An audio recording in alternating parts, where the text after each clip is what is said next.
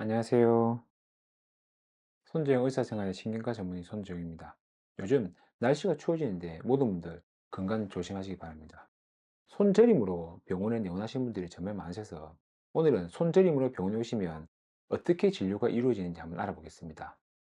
저림이라는 통증은 신경병증 통증이라 불리는데 근육이 아플 때 느끼는 둔한 느낌의 통증이 아니라 찌릿찌릿하고 마치 전기가 통하는 것 같은 통증을 이야기합니다.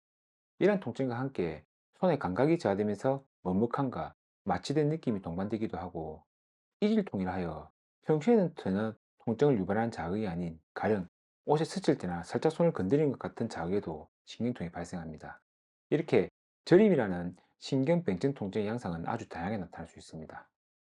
손이 찌를 때 제일 먼저 혈액순환의 문제를 환자분들은 많이 생각하시는데 생각보다 혈관에 의한 경우는 자주 있지는 않습니다. 이것보다 가장 많은 손저림의 원인은 신경계의 문제입니다. 먼저 손의 감각을 담당하는 신경을 보게 되면 목에서 신경이 나와서 어깨 부분을 통과해서 이렇게 손까지 쭉 내려오게 됩니다. 이렇게 신경이 손까지 내려오면서 중요한 경류에서 문제가 생긴다면 당연히 손저림이 발생합니다. 그리고 이렇게 목 아래에서 손을 내려오는 신경 부분이 아니라 목 위쪽과 내 부분 또한 손의 감각 증상을 유발할 수 있습니다.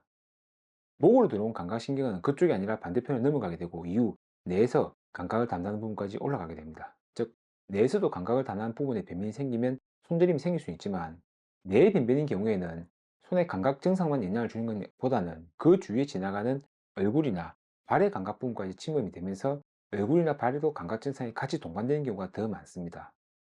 이처럼 다양한 부분인 신경인 말초신경, 경추 부분, 뇌까지 손저림을 일으킬 수 있기 때문에 손저림을 환자분이 병원에 오시면 가장 먼저 뇌에서 생기는지 아닌지를 감별하는 것이 가장 중요합니다. 이건 주로 환자분의 병력과 진찰, 신경하체 진찰 소견으로 감별이 되고 혹시라도 뇌에 문제가 의심된다면 당연히 뇌 검사를 시행하게 됩니다. 물론 아까 말씀드린 것처럼 손저림만 단독으로 있는 경우에 뇌에 문제가 있을 가능성은 정말 낮습니다. 그럼 뇌의 문제가 아니라는 판단이 들면 어떻게 할까요? 이것이 목인 경추의 문제인지 아니면 손으로 내려오는 말초신경의 문제인지를 확인하고 정확하게 진단을 내리는 것이 꼭 필요합니다. 가령 원인이 손에서 내려오는 신경인 손목에서 압박되는 손목 터널 증후군 환자인데 이것을 치료하지 않고 목에 디스크라고 진단받고 목만 치료하다가 효과가 없어서 저희 병원에 내원하신 경우도 있기 때문에 손저림의 정확한 원인을 찾는 과정이 정말 중요합니다. 이를 위해 손저림을 좀 더 정확하게 진찰해야 됩니다. 손의 감각을 담당하는 신경은 크게 세 가지인데 정중신경, 척골신경, 요골신경이 있습니다. 각각의 신경이 손의 감각을 지배하는 부분이 다르기 때문에 손에 어느 부분에 저림감이 있는지 확인하고 관련 진찰을 하게 됩니다. 진찰을 하면서 손의 감각 증상만이 아니라 목에 문제일 수 있다는 것을 꼭 고려하고 확인합니다. 아까 말씀드린 것처럼 머리의 문제를 배제하고 나면 목에서 손까지 내려오는 이 신경 경로에 문제가 있어서 손저림이 생기기 때문에 어느 부분에서 문제가 있을 것인지는 대부분 환자의 병력과 진찰 소견에서 알 수 있습니다.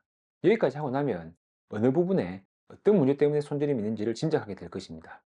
그렇다면 이걸 확인하는 과정이 또 중요한데 여기서 시행하는 검사는 신경전도검사와 근전도검사입니다.